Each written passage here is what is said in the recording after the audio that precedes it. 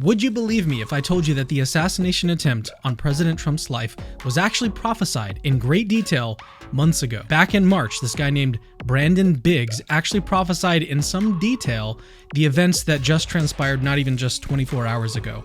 Let's go ahead and pull up this clip from Brandon Biggs and hear what he's got to say here. And I saw Trump rising up, and then I saw an attempt on his life.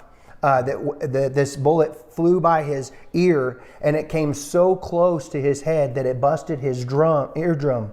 And I saw he fell to his knees during this time frame, and he started worshiping the Lord. He got radically born again during this time frame. I'm talking, people say he's saved now, but he becomes really on fire for Jesus, for what I saw coming. And okay, yeah, this is wild. This is wild stuff. And the reason why it's wild is because, well, first of all, he says that there's going to be some sort of assassination attempt. That by itself is not too crazy, okay? Because other people have basically said the same thing. Even Tucker Carlson predicted that there would be some sort of assassination attempt. So that's not the interesting part. The interesting part, though, is that he gets the details about the bullet correct. And so what he then says after he says that there's going to be a bullet whizzing so close to his ear that it bursts his eardrum.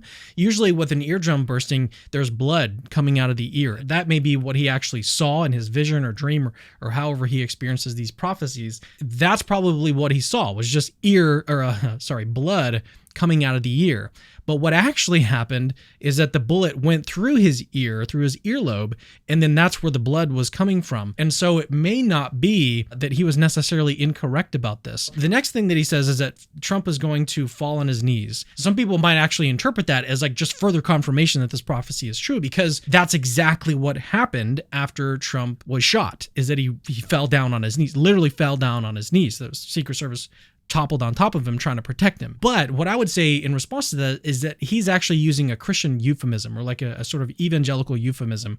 Getting on your knees means you're just like sort of devoting yourself to Christ. He's saying that Trump is going to become this really great Christian. Now that is going to take some time. Like we just don't know what's going to happen. It's only been 24 hours since the assassination attempt. So we just got to kind of wait and see, like, what is Trump going to do? I will say that we do have some evidence. This was posted on Truth Social from Donald Trump just this morning. So today is Sunday, is the time of this recording. And he says, "Thank you to everyone for your thoughts and prayers yesterday, as it was God alone who prevented the unthinkable from happening." So he's trying to sort of, recognize that God is working in this situation, and he's ultimately the reason why he's still here. So he's kind of like, that's some evidence that he's becoming more religiously minded. And then he says, "We will fear not, but instead remain resilient in our faith and defiant in the face of wickedness." So there's some obviously religious terms going on here with faith and God alone preventing things from happening. I wouldn't personally take this as super strong evidence, because any good politician, any good Republican politician is going to know that your base is very religious. And so it just is smart to use this sort of religious language to kind of, get them riled up. So I wouldn't necessarily take that. There's other reasons why he might be using this sort of language. So I think we just got to kind of wait and see. Like, is he going to turn into this really on fire for God Christian? Now, but what this kind of brings up is the fact that a lot of people, it seems like Trump is kind of jumping on this bandwagon too, is that a lot of people think that God was involved, or God was responsible for Trump's life being spared here. Actually, let me show you this other tweet that I've got pinned here. This flag got tangled today at the Trump rally before Trump came on the stage. It looks like an angel. So there was an angel that was protecting Trump, apparently, because there's a flag that got tangled and stuff. Yeah, I'm not really sure that I buy that.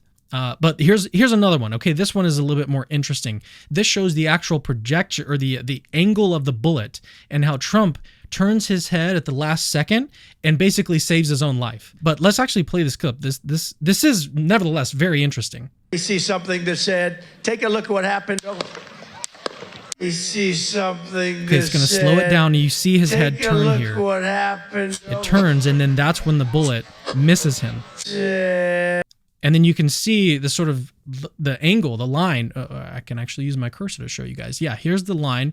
This is where the bullet would have traveled, which would have killed him, obviously. And then when he turns his head, it just went through his ear. So let's watch it at even slower speed. Take So he's talking, what happened. and then here's the HUD tilt. Bam. And then the shot. And then it goes through his ear. Yeah, and he grabs his ear.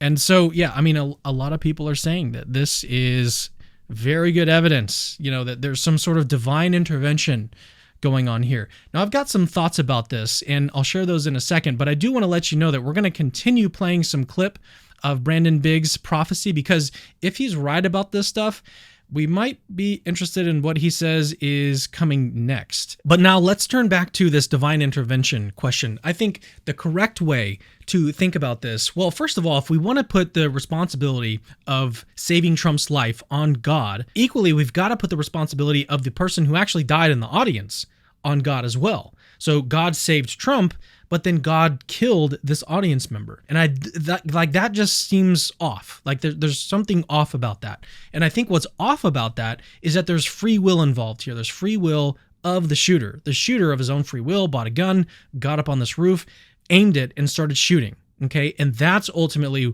who is to blame and who is responsible for what happened. So the bullet missing Trump is actually explained by the free will of the person shooting the gun. And it just so happens that Trump moved his head at the right time. Now, you still might say that God is ultimately behind everything and determines everything that happens, but then you're just going to get into this really deep theological debate about free will versus determinism and stuff, and that's not really the point of this video. But what I want to say is that there's other factors involved. It goes deeper than that, and so we just got to think deeper. So now let's turn to, as I say, we've got some more of this prophecy to play. If he is right about this first part of his prophecy, you might be interested in what he says about this next part. Let's watch. Then I saw people interceding and I saw him winning the presidency through great. The Lord showed me it would go clear into the summer. Great persecution would come on him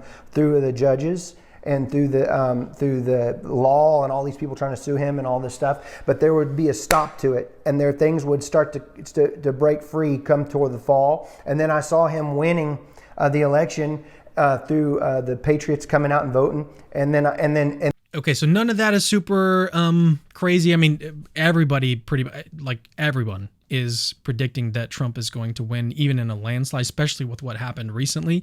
He's going to win in a landslide. All of the polling data apparently supports this as well. So this is not really a crazy prediction. I mean, keep in mind, though, that this was 3 months ago, and so things are a lot different now than they were back then. But that's his prediction, or that's his prophetic word or whatever. This is what he's saying is going to happen. Trump is going to be the next president. But then it gets even more interesting. And then there will be a great economy crash.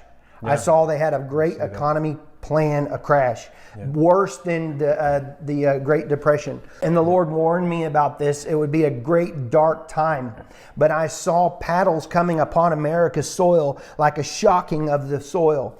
And I saw Donald Trump praying in the office of the Oval Office. And he was weeping before the Lord with his hands on his head like this, but he was weeping. And there was ministers and people. I don't know if they were senators or Congress people or whatever. I just saw them pacing and back and forth inside of the White House. What is the White House? Oval but it's the Oval Office. Yeah. And they were interceding all inside there, and I could feel the presence of the Lord so strong on this. And then I could see that darkness that was the heaviness upon America with the financial crisis of what I saw coming. It started to lift above the trees, and I saw the blue and the things coming back out, and the green times and the good times coming back again. But the Lord said it would be forth a time of a season of a shaking, and it would be a shaking to awaken. And in this, this would basically that He was not done with America. There would be a great revival come, and it's not all doom and gloom. That's what He said. Yeah, so he predicts kind of three things. So the first thing is the assassination attempt, and then he's going to win. Then there's going to be this really big economic crash, like worse than the Great Depression. What do you guys think? Let me know in the comments.